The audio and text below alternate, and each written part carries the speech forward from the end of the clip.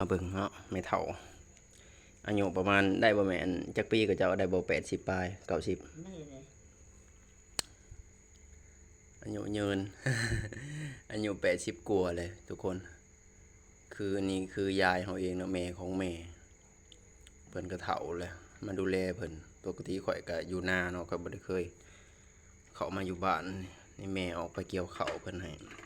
เข้ามาดูแลยายลาบข่อยก็บ่เคยเฮ็ดจักเทื่อเนาะลาบเป็ดสู่เพิ่นกินใช่บ่ลาบสบายดี FC สบายดีพี่น้องทางฝั่งไทยและฝั่งลาวนํคลิปนี้เฮาก็สิพามามันมีทั้งผักเลิศใบสะพู